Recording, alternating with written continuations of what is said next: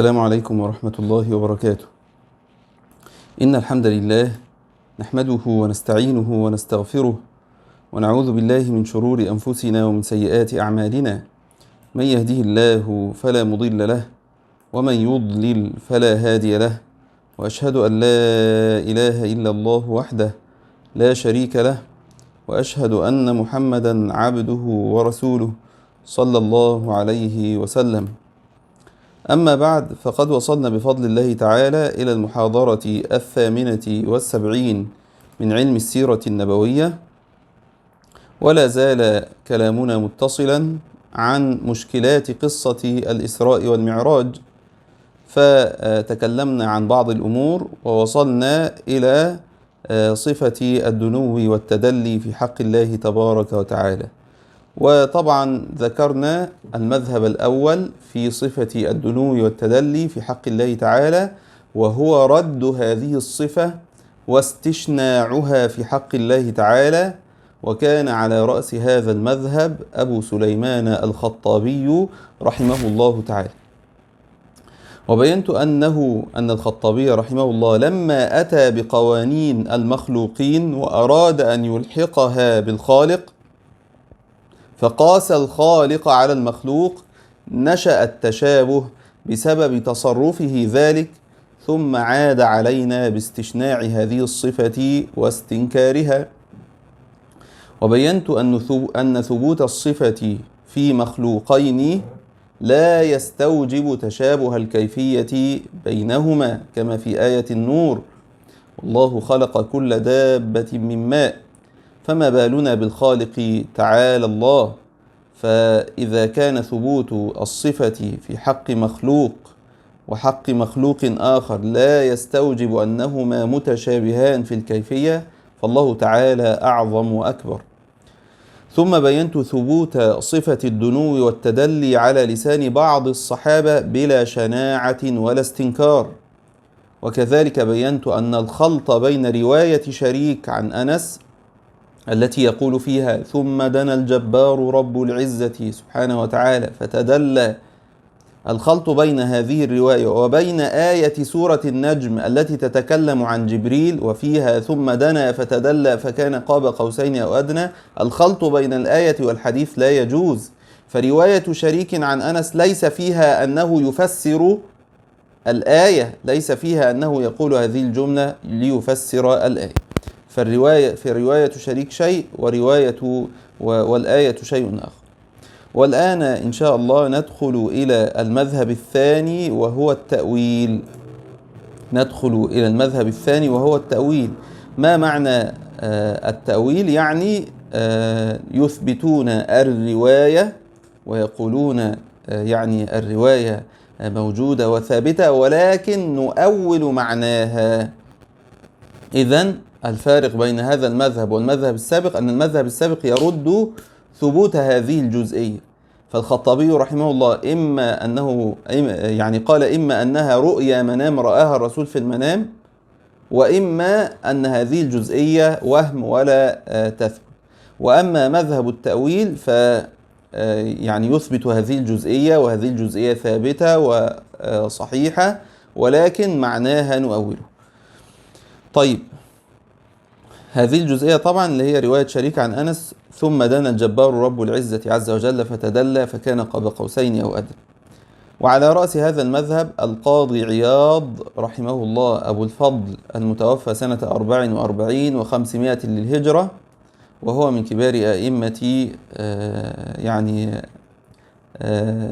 علوم الحديث وغيره، وإن كان ليس من المتمرسين في العلم كما سيأتي بيانه إن شاء الله، لا سيما علم الحديث، عليه كلام كبير في مسألة علم الحديث، ولكن طبعا هو من المشاهير المعروفين في شرح الحديث النبوي.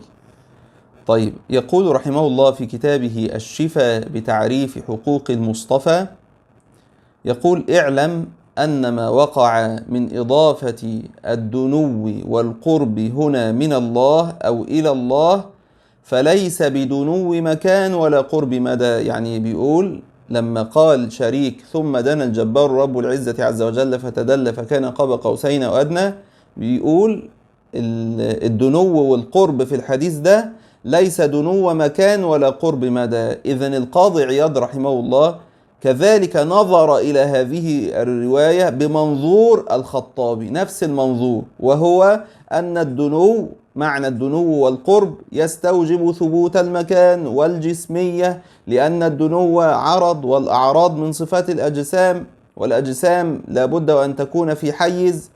كل هذه الأمور هي قياس للخالق على المخلوقين، لأن هذه المعطيات التي يتكلمون عنها نحن رأينا هذه المعطيات في المخلوقين، فلا يجوز أن يكون لسان أحد يقول، لا يجوز لأحد أن يكون لسان حاله يقول يعني بما أن الخالق مثل المخلوقين وشبه المخلوقين فلن يكون له قرب ودنو حتى يكون مثل المخلوقين جسما موجودا في حيز. انظروا إلى الخطورة. يعني عندما يأتون بهذه الصفات والمعطيات التي وجدوها في المخلوقين فيلحقونها بالخالق، معنى ذلك أنه يقول بما أن الخالق مثل المخلوقين فلن يكون له دنو وقرب حتى يكون جسما مثل المخلوقين، لا يكونون لهم دنو ولا قرب إلا لأنهم أجسام. فبعد أن يقول هذا الكلام يعود علينا فيشتكي من التشبيه، وهو الذي أنشأه وأوجده. يعني الذي يقول هذا الكلام ويمنع الدنو بسبب هذه المعطيات هو الذي أنشأ التشابه، هو الذي جعل الخالق مثل المخلوق، وجعل القانون الذي يحكم الحقائق في المخلوق هو نفس القانون الذي يحكم الحقائق بالنسبة للخالق، ويعود علينا فيشتكي من التشبيه، وهو الذي أوجد التشبيه. طيب نعود. يقول القاضي عياض فليس بدنو مكان ولا قرب مدى، بل كما ذكرناه عن جعفر الصادق. طبعا جعفر الصادق هو أبو عبد الله، وهو من أتباع التابعين ومن أئمة أهل السنة، توفي سنة 48 و100 للهجرة. وطبعا معلوم أن الشيعة يتمسحون به كما يتمسحون في علي بن أبي طالب والحسين بن علي رضي الله عنهما. وسيأتي إن شاء الله أن هذا الذي ينسبه القاضي عياض إلى جعفر الصادق لا أساس له صحيح. طيب فليس بدنو مكان ولا قرب مدى، بل كما ذكرناه عن جعفر الصادق ليس بدنو حد، وإنما دنو النبي صلى الله عليه وسلم من ربه وقربه منه. انظروا سوف يأتي إلى هذه الصفة، صفة الدنو والقرب، فيؤولها. وإنما دنو النبي صلى الله عليه وسلم من ربه وقربه منه إبانة عظيم منزلته. يعني الدنو والقرب معناه عنده إبانة، إظهار عظيم منزلة النبي صلى الله عليه وسلم، وتشريف رتبته، وإشراق أنوار معرفته، يعني زيادة معرفة النبي صلى الله عليه وسلم وبزوغها وظهورها للناس، ومشاهدة أسرار غيبه وقدرته. يعني معنى دنو النبي صلى الله عليه وسلم أنه يشاهد أسرار الغيب وقدرة الرحمن عز وجل. ثم قال ومن الله، يعني هو الأول قال معنى دنو النبي من الله معناه إيه، وبعدين هيقول دنو الله سبحانه وتعالى من النبي معناه إيه. ده على حد زعمه، وسيأتي إن شاء الله مناقشة هذا الكلام. ومن الله يعني معنى أن ربنا عز وجل يقترب ويدنو من النبي مبرة وتأنيس. مبرة من البر وهو فعل الخير والمعروف والإكرام، مبرة وتأنيس يعني من الأنس وإزالة الوحشة، وبسط وإكرام.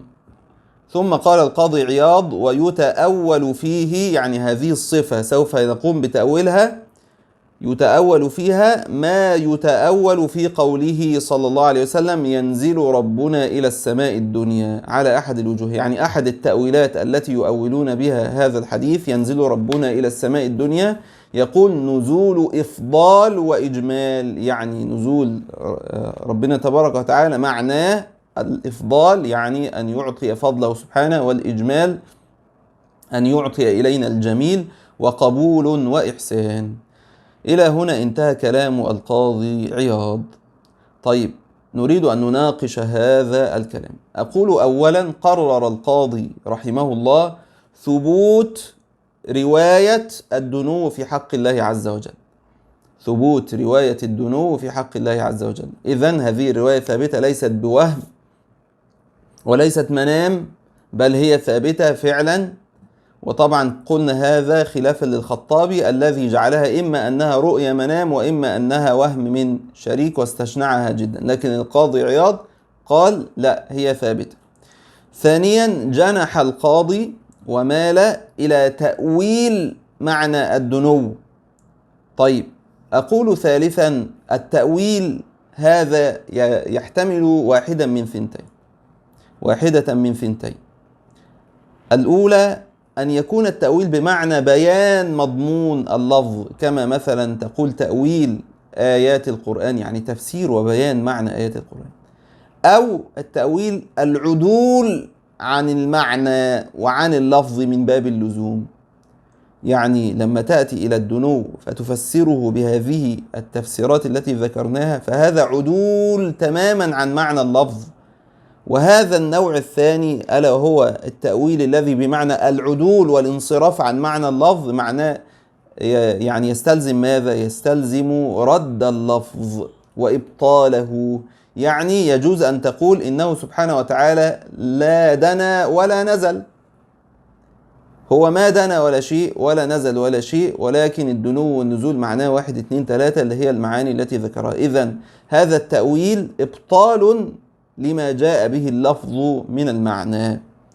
رابعا، هذا الذي نسبه القاضي عياض إلى جعفر الصادق الله تعالى أعلم بصحته، وأخشى أن يكون قولا منسوبا إليه خطأ أو كذبا ممن نقل عنه القاضي.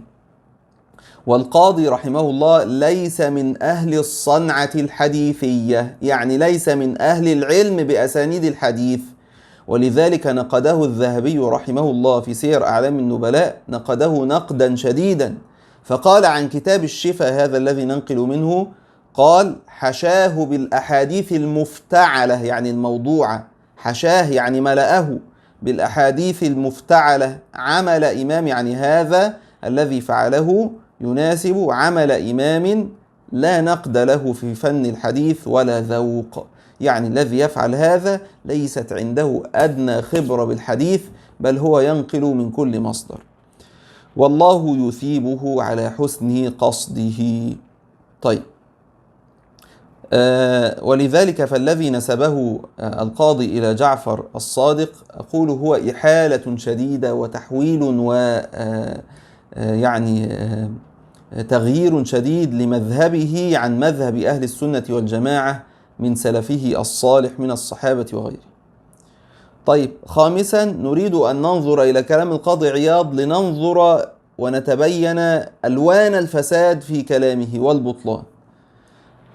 فأول ألوان الفساد في كلام القاضي عياض أنه عكس دنو الرب عز وجل فجعله دنو النبي صلى الله عليه وسلم، يعني قال هناك دنو من النبي صلى الله عليه وسلم وهناك دنو من الرب، مع أن يعني لا الآية ولا الحديث ولم يرد على الإطلاق أن النبي صلى الله عليه وسلم هو الذي دنا من ربه، بل الذي ورد أن الله عز وجل هو الذي دنا من نبيه، فجاء إلى دنو الله تبارك وتعالى فأوله بأنه دنو النبي صلى الله عليه وسلم، وأثبت دنوا للنبي صلى الله عليه وسلم، ولم يثبت أبدا أن النبي صلى الله عليه وسلم هو الذي دنا من ربه، بل الذي ثبت أن الله تعالى هو الذي دنا من نبيه صلى الله عليه وسلم. إذن هذا كلام لا أساس له. الأعجب من ذلك، وهو اللون الثاني من ألوان الفساد في كلامه، أنه أول دنو النبي صلى الله عليه وسلم، وهذا من العجب، لأنه من المستقر الثابت أن أهل السماء أقرب جوارا من الله عز وجل من أهل الأرض، وإلا فما وجه إكرام إدريس بأن رفعه الله عز وجل مكانا عليا؟ إذا لم تكن في هذه الرفعة جوار لله عز وجل، ما هي قيمة ورفعناه مكانا عليا؟ وإلى أين كان الرسول صلى الله عليه وسلم يصعد حين عرج به إلى السماء، وكان ينزل مرة إلى موسى ثم يصعد إلى ربه، إلى من كان يصعد؟ وبالتالي فهذا عجيب في تأويل دنو النبي صلى الله عليه وسلم، يعني هو أولا ادعى وجود دنو من النبي صلى الله عليه وسلم، ثم أول دنو النبي صلى الله عليه وسلم، مع أن فعل النبي صلى الله عليه وسلم معلوم المعنى ومعلوم الكيف. طيب، اللون الثالث من ألوان الفساد في كلامه أنه جاء إلى التأويل فقال الإبانة، إبانة عظيم منزلته، إظهار عظيم منزلته، وتشريف رتبته، وإشراق أنوار معرفته، ومشاهدة أسرار غيبه. هذه المعاني، الإبانة أو الإظهار والتشريف والإشراق والمشاهدة، كل هذه المعاني لا تمت إلى الدنو بأي صلة.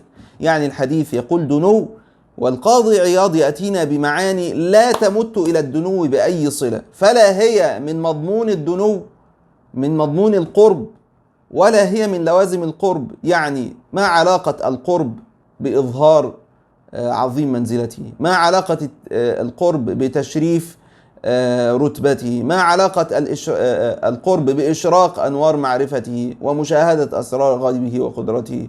كل هذه الأمور لا تمت إلى الدنو بأي صلة، لا هي من مضمونه ولا هي من لوازمه، اللهم إلا التشريف، وهو لا يلزم يعني أن يكون، يعني ليس بلازم دائما. اللون الرابع من ألوان الفساد في كلامه أنه جاء إلى الدنو الذي هو فعل لازم. لما أقول دنا فلان، هذا فعل لازم. إيش يعني فعل لازم وفعل متعدي؟ فعل لازم يعني ذهب، جاء، راح. ولكن فعل متعدي لما أقول ضرب محمد زيدا، إذن هناك مفعول به. إذن فعل متعدي يعني هناك مفعول به. لكن الدنو اقترب، هذا فعل لازم لا يوجد مفعول به. دنا هذا فعل لازم لا يوجد مفعول به. فهذا الفعل لازم يقع من نفس الذات، يقع من الإنسان، أنه يجيء، أنه يذهب، أنه يروح، أنه يقترب، أنه يدنو. فهذه أفعال لازمة كلها. لكن جميع التأويلات التي جاء بها القاضي عياض كلها معاني متعدية، لم تقع من الذات، لم تقع من الرسول. يعني هو يقول دنو النبي ويأتي بمعاني لم يفعلها النبي أصلا. مفترض دنا النبي، إذن هو فعل شيئا، لكن يأتي القاضي عياض بمعاني لم يفعلها النبي بل فعلت فيه، فيحول الفاعل إلى مفعول به. طيب، مرة أخرى نقول دنا أو دنو النبي صلى الله عليه وسلم، هذا فعل لازم يقع من الإنسان، ولكن القاضي عياض أول هذا الفعل بأفعال متعدية لم يفعلها النبي وإنما فعلت به، فجعل الفاعل مفعولا به. طيب، اللون الخامس من ألوان الفساد، كل ما ذكرناه فيما سبق سينعطف على تأويله صفة الدنو في حق الله تبارك وتعالى. فكما أن تأويل أو هذه المعاني التي ذكرها في حق النبي صلى الله عليه وسلم من التأويل باطلة لأنها تحويل للفاعل إلى مفعول به ولا تمت إلى الدنو بأي صلة، فكذلك ما ذكره في حق الله تعالى كذلك. فالمبرة والتأنيس، هو قال الدنو من الله تبارك وتعالى مبرة وتأنيس. طيب، المبرة والتأنيس ليست من مضمون الدنو، يعني الدنو لا يفيد لا مبرة ولا تأنيس. قد يحصل أن ينتج عن الدنو، عن دنو منك واقتراب منك، أن تحصل يعني الأنس بوجودي معك، أليس كذلك؟ إذن هنا المبرة والتأنيس ناتج عن الدنو. طيب، وطالما أن المبرة والتأنيس ناتج عن الدنو وفرع عن الدنو، إذن الناتج والفرع هذا لابد له من أصل، يعني لابد أن يكون الدنو ثبت وتحقق وبعد ذلك ينتج عنه المبرة والتأنيس. فلا يمكن أبدا أن يوجد الفرع بلا أصل. فالمبرة والتأنيس ليست جزءا من معنى الدنو والاقتراب. الدنو والاقتراب ماله مال المبرة، وهي الإكرام والتأنيس. إيه علاقة الاقتراب بالمبرة والتأنيس؟ لا توجد علاقة، ولكن المبرة والتأنيس قد ينتجان من الدنو. إذن لابد أن يثبت الدنو أولا حتى تثبت المبرة والتأنيس. بدون الدنو ما فيش لا مبرة ولا تأنيس. وبالتالي فعندما ينفي رحمه الله الدنو وهو الاقتراب، فمن أين جاء الفرع؟ من أين جاءت المبرة والتأنيس إذا كان الاقتراب مش موجود؟ مرة أخرى المبرة والتأنيث ليست جزءا من الاقتراب، ليست جزءا من الدنو، ليست من معناه الدنو والقرب لا يعني أبدا لا مبرة ولا تأنيث، ولكن قد ينتج عنه. إذا طالما أن المبرة والتأنيث قد تنتج عن الدنو، إذا لابد أن يثبت الدنو أولا ثم بعد ذلك ينتج عنه المبرة والتأنيث. فإذا هو كان ينفي الدنو وينكره ويبطله، كيف ينتج عنه المبرة والتأنيث ويؤول الدنو بالمبرة والتأنيث؟ وبالتالي لا يجوز أبدا إثبات المبرة ولا التأنيث إلا بإثبات الدنو، وهو قرب الله عز وجل من نبيه صلى الله عليه وسلم. طيب في المقابل المبرة والتأنيث لا يلزم من ثبوتها ثبوت الدنو، يعني أنا حتى أؤانسك وأكرمك لا يلزم مني أن أقترب منك، أليس كذلك؟ إذن الاقتراب، القرب، الدنو لا يلزم أن يكون ملاصقا للمبرة والتأنيث. المبرة والتأنيث قد تحصل مع الدنو، قد تنتج من الدنو وقد توجد بدونه. مرة أخرى يعني المبرة والتأنيث قد تكون ناتجة عن الدنو وقد تحصل بغير الدنو، أليس كذلك؟ طيب وطالما أن الأمر كذلك فهي واحدة من ثنتين، إما أن المبرة الإكرام والتأنيث حصل كنتيجة للدنو، إذن لابد أن يثبت الدنو حتى يحصل وتنتج النتيجة ويحصل الفرع، وإما أن المبرة والتأنيث حصلت بدون دنو. طيب وطالما أن المبرة والتأنيث حصلت بدون دنو فكيف يعبر سبحانه وتعالى بالدنو وهو لم يحصل، والمبرة والتأنيث حصلت بدونه ولا تعلق لها به؟ كيف يعبر بهذه الطريقة؟ إذن الذي يؤول الدنو بالمبرة والتأنيث هذا إما أنه لم يحسن تصور اللغة ولا الشرع في هذه المسألة، وإما أن الله تبارك وتعالى ورسوله صلى الله عليه وسلم والعياذ بالله لم يحسن اللغة العربية، حاشا لله ثم حاشا لرسوله صلى الله عليه وسلم.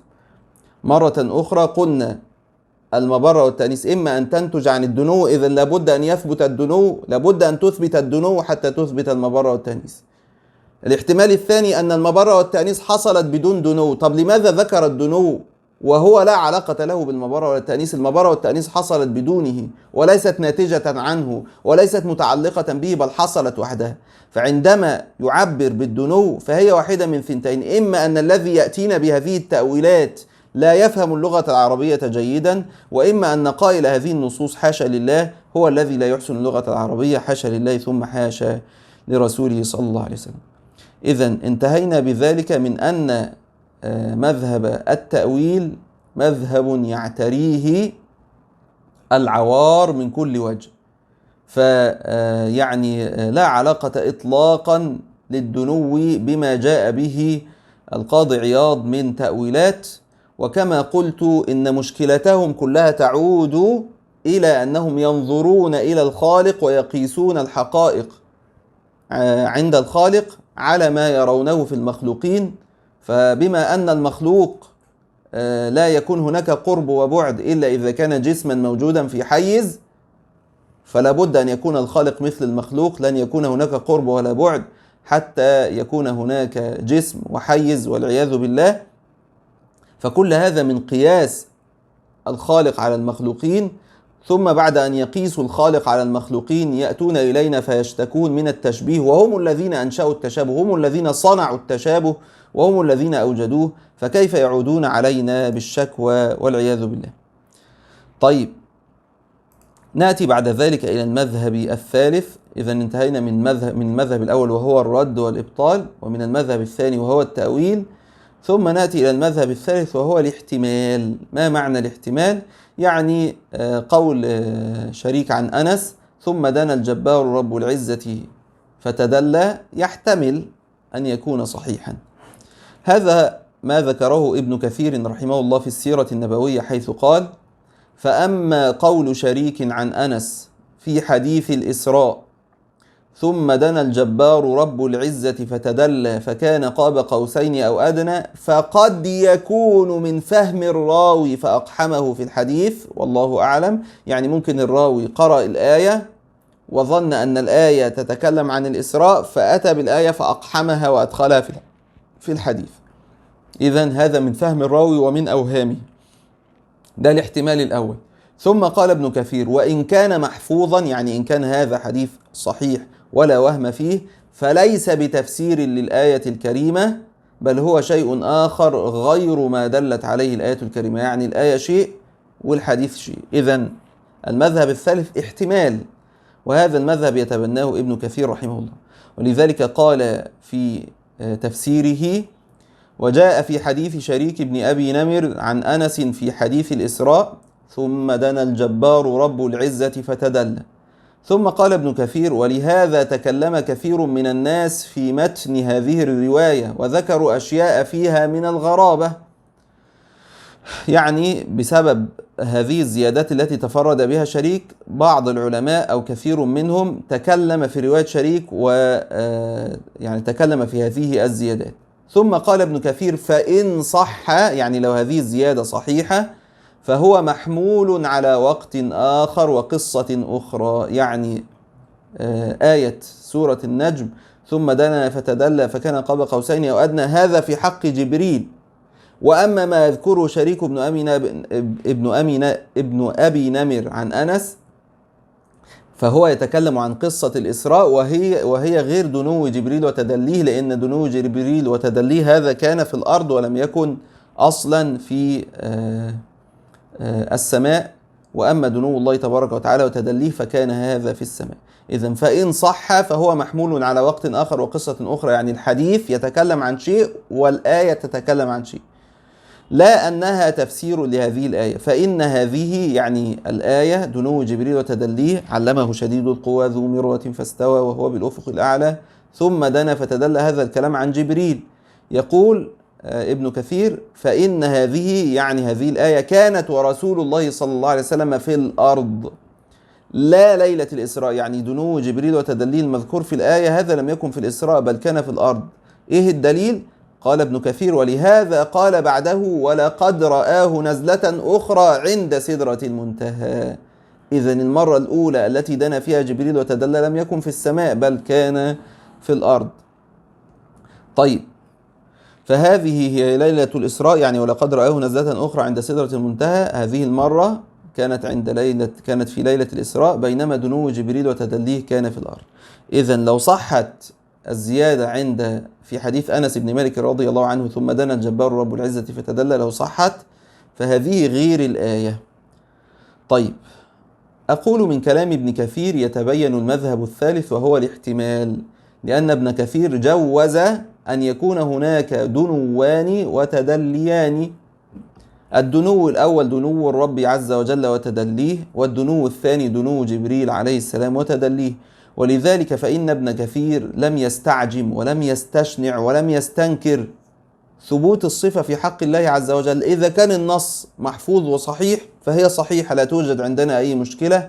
وابن كثير لم يحمل النص فوق ما يتحمله، ولم يضف إليه معاني يعني لا تمت إليه بأدنى صلة. طيب، نأتي بعد ذلك إلى المذهب الرابع، وهو قبول هذه الصفة على هيئتها المذكورة. أقول قبول هذه الصفة هو ما يظهر من كلام ابن القيم رحمه الله في زاد المعاد، حيث قال ابن القيم: وأما قوله تعالى في سورة النجم: ثم دنا فتدلى، فهو غير الدنو والتدلي في قصة الإسراء. يعني في سورة النجم عن جبريل ثم دنا فتدلى هذا كان في الأرض، لكن في قصة الإسراء ثم دنا الجبار رب العزة فتدلى هذا لما كان الرسول صلى الله عليه وسلم في السماء عند ربه. إذن فهو غير الدنو والتدلي في قصة الإسراء، فإن الذي في سورة النجم هو دنو جبريل وتدليه كما قالت عائشة وابن مسعود: والسياق يدل عليه. طب السياق يدل عليه إزاي؟ قال ابن القيم: فإنه قال علمه شديد القوى. مين اللي علم النبي صلى الله عليه وسلم شديد القوى؟ من هو شديد القوى؟ جبريل عليه السلام. ذو مرة فاستوى وهو بالأفق الأعلى ثم دنا فتدلى. فالضمائر كلها راجعة إلى هذا المعلم الشديد القوى، وهو ذو المرة يعني ذو القوة، وهو الذي استوى بالأفق الأعلى، وهو الذي دنا فتدلى. فكان من محمد صلى الله عليه وسلم قدر قوسين أو أدنى. إذن آيات سورة النجم تتكلم عن جبريل عليه السلام، وهذا كان في الأرض ولم يكن في السماء. ثم قال ابن القيم: فأما الدنو والتدلي في حديث الإسراء فذلك صريح في أنه دنو الرب تبارك وتدليه.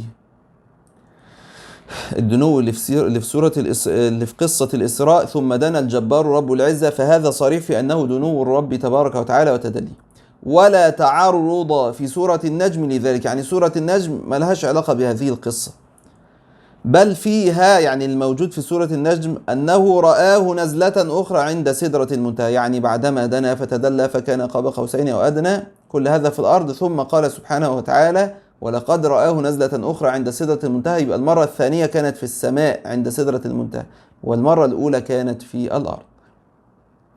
بل فيها أنه رآه نزلة أخرى عند سدرة المنتهى، وهذا هو جبريل رآه محمد صلى الله عليه وسلم على صورته مرتين، مرة في الأرض ومرة عند سدرة المنتهى، والله أعلم. انتهى كلام ابن القيم رحمه الله.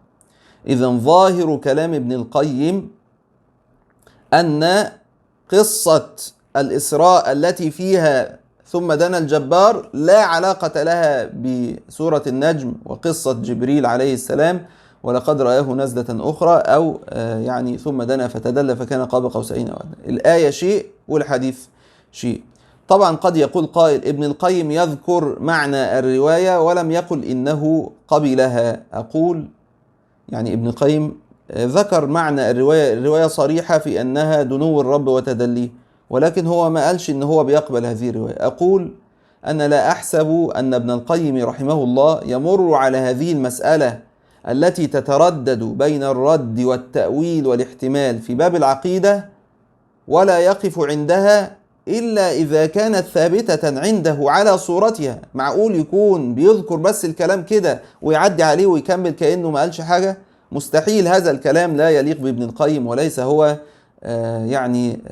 من سلوك ابن القيم. لو كانت هذه المسألة عنده مشكوك في أمرها لتوقف عندها وقال إن هذه الزيادة زيادة ضعيفة أو لا تليق بالله أو إلى غير ذلك، ولكنه لم يقل رحمه الله، ولم يبدي أي اعتراض في ثنايا كلامه. فالراجح أنه يقصد قبول هذه الرواية على ما هي عليه. ولذلك أقول هذا المذهب هو ما أعتمده وأميل إليه. ليه أعتمده وأميل إليه؟ أولا لأن إحنا قلنا عندنا 4 مذاهب. المذهب الأول الرد وده أبطلناه، المذهب الثاني التأويل وده أبطلناه، بقي معنا مذهب الاحتمال ومذهب القبول.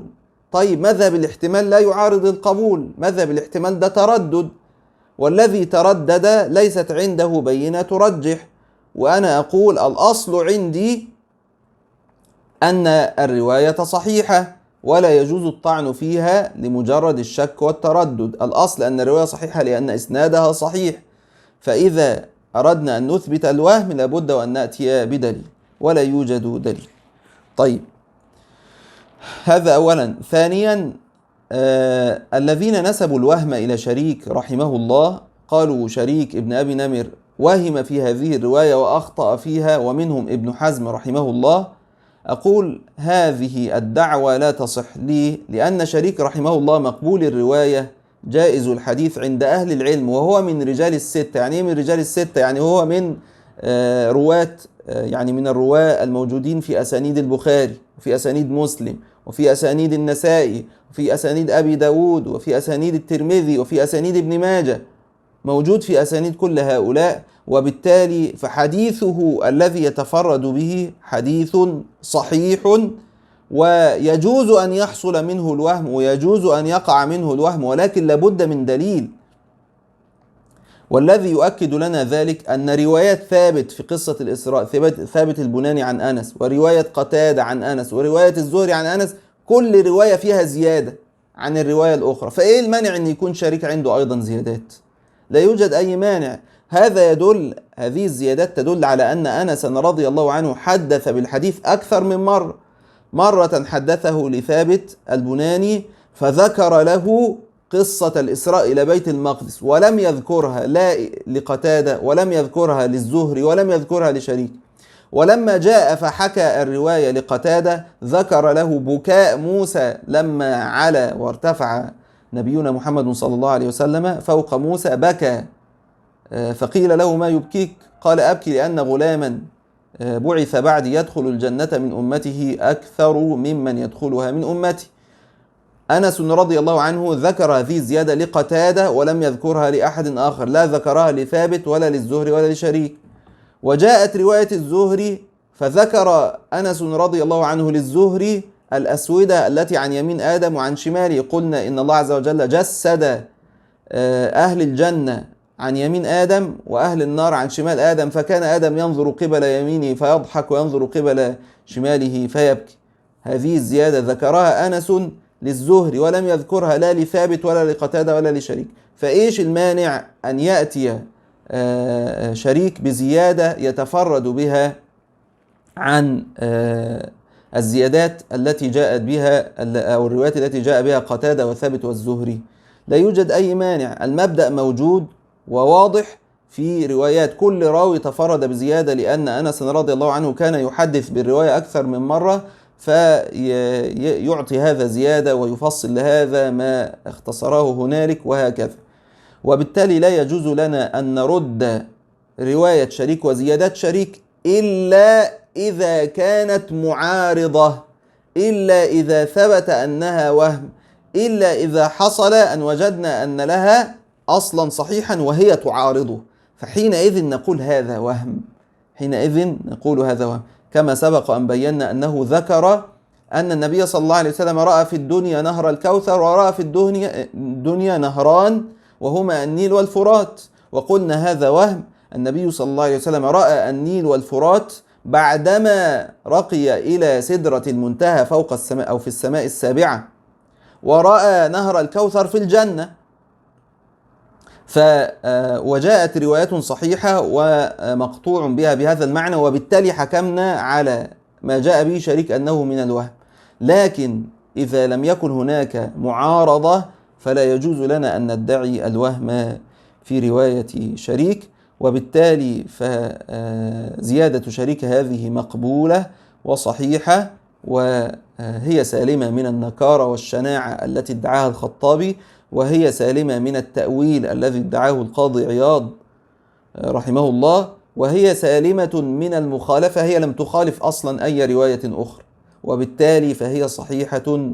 وهذه الصفة أقول هي والله تعالى أعلى وأعلم من الصفات الثابتة في حق الله عز وجل، ويؤكد ثبوتها أن ابن عباس رضي الله عنهما كما قلت في المحاضرة السابقة فسر بهذه الصفة آية النجم، فقال عن قوله تعالى ثم دنا فتدلى فكان قاب قوسين أو أدنى، قال دنا الله تعالى وتدلى.